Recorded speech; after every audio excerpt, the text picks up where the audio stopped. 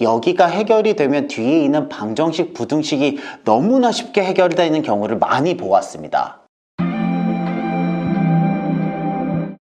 안녕하세요, 대치동 캐슬입니다. 지난번에 예고해드린 대로 이번 영상에서는 대수 파트의 진짜 문제와 해결 방안에 대해서 이야기를 해보도록 하겠습니다. 여러분들의 자녀가요 1학기 과정, 즉 대수 파트에서 문제가 생겼다면 대부분의 경우에는 방정식, 부등식, 함수에서 큰 어려움을 겪고 있을 것입니다. 그래서 대부분의 경우에는 이러한 대수의 문제점을 해결하려고요, 그 해당 방정식, 부등식, 함수 단원을 반복해서 연습하는 경향이 있습니다. 저도 초창기에는 그렇게 했던 것 같거든요. 그러다가 어느 날 문득 발견한 것은요, 학생들은 방정식 때문에 문제가 아니라 바로 그 앞에 있는 문자와 식에 진짜 문제가 있다는 것을 알게 되었습니다. 문자와 식 단원에서는요, 대표적으로 식에 x, y가 등장하면서 x 값에 1을 넣고 y 값에 2를 넣는 듯 문자와 숫자를 혼합하면서 연산하는 연습을 합니다. 이럴 때 학생들은 초등 과정에서는 대부분 숫자만 가지고 놀다가 중등 과정에 올라와서 숫자 대신 문자가 등장하니까 여기를 이해하는 것 자체가 어색한 경우들이 있어요. 만일 이렇게 x와 y를 다루는 문자와 식에서 문제가 생기잖아요. 그 뒷단원인 방정식과 함수가 전혀 의미가 없게 됩니다. 왜냐면 이미 문자를 다루는 것 자체가 어색하기 때문에 그 뒤는 아예 외계어로 들리는 것이죠. 이것은 마치 초등 과정에서 구구단을 완벽히 습득하지 않은 채로 분수의 덧셈과 뺄셈을 하는 것과 마찬가지입니다. 결과적으로는요, 항상 답이 틀리게 됩니다. 학생들이 대수단원에서 가장 좌절하는 이유는 뭐냐면 방정식을 풀잖아요. 어떤 경우에는 이 방정식을 푸는 정확한 방향을 알고 있는 경우가 있거든요. 하지만 이 문자를 다루는 단당식의 연산이 익숙치 않기 때문에 결과적으로는 답이 항상 틀리는 겁니다. 방향이 틀린 게 아니라 계산을 못해서 답이 항상 틀리는 거죠.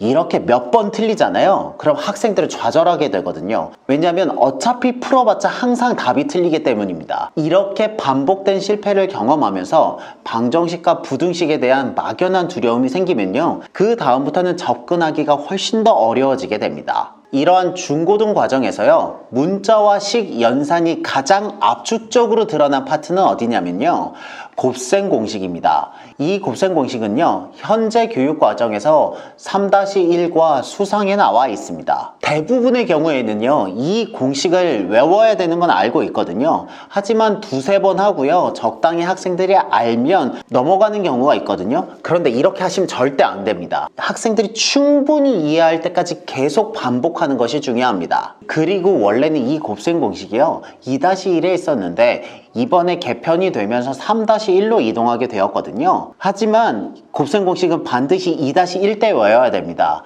그 이유는 뭐냐면 2-1 단당식의 연산에서 이미 곱셈 공식이 반영이 되어 있고요. 3-1 인수분해할 때 그때서야 곱셈 공식을 외우면 너무 늦게 됩니다. 그러니까 반드시 개편 전 과정에 기반해서 2학년 때 곱셈 공식을 외우는 게 중요합니다. 저는 이 중등과정 곱셈 공식을요, 기본 8개, 변형 8개로 나눠서요, 학생들이 최대한 힘들게 연습할 수 있도록 지도를 하거든요. 그래서 저는 총 3단계로 학습을 시킵니다.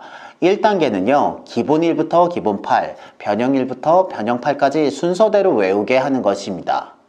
2단계는요, 변형 8부터 변형 1, 기본 8부터 기본 1까지 이렇게 순서를 바꿔서 외우게 합니다. 그리고 마지막 3단계는요, 변형 8부터 변형 1, 기본 8부터 기본 1 이렇게 순서를 바꾸고요, 좌우변을 바꾸게 됩니다. 그럼 그림과 같이 이렇게 나오거든요. 이렇게 1단계, 2단계, 3단계에 거쳐서 모든 학생들에게 곱셈 공식을 외우게 시킵니다. 제 학생들 중에서는요, 이 과정을 완벽히 습득하는데 30번 이상 시험을 친 학생들도 있고요, 대개 2달 과정의 경우에는 그 중에서 3주 정도는 이 곱셈 공식을 외우는데 할애를 하고 있습니다.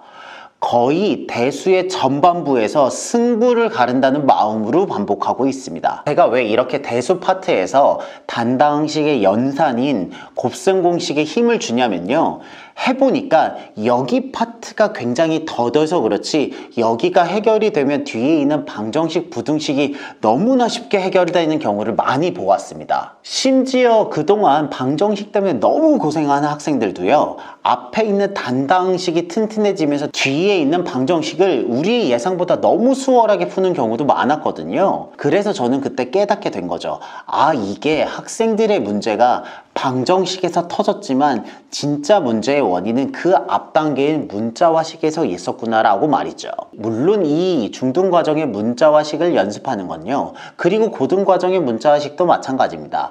초등과정에서 구구단을 외우는 것처럼 굉장히 지루할 수 있습니다. 그리고 심지어 학생들은 자기가 잘 안다고 그냥 넘어가자고 하는 경우도 있거든요. 하지만 저처럼 곱셈 공식과 문자와 식의 연산이 대수 전반부의 가장 중요한 승부처라고 생각하시면 정말 좋을 것 같습니다. 만일 이 기초공사를 굉장히 튼튼하게 하시면요, 그 뒤에 있는 방정식, 부등식, 함수라는 탑을 쌓는데 남들보다 훨씬 빠르고 수월하게 완성하는 자녀들을 보실 수 있습니다. 그래서 저는 단언컨대 곱셈 공식이 대수 파트의 핵심이라고 생각합니다. 이 마인드를 가지고 학생들의 단당식 풀이 방법을 보시면 어느 정도 답이 나올 수 있을 거라고 생각합니다. 오늘도 교육을 고민하시는 학부모님들을 응원합니다. 저는 대치동 캐슬이었습니다. 감사합니다.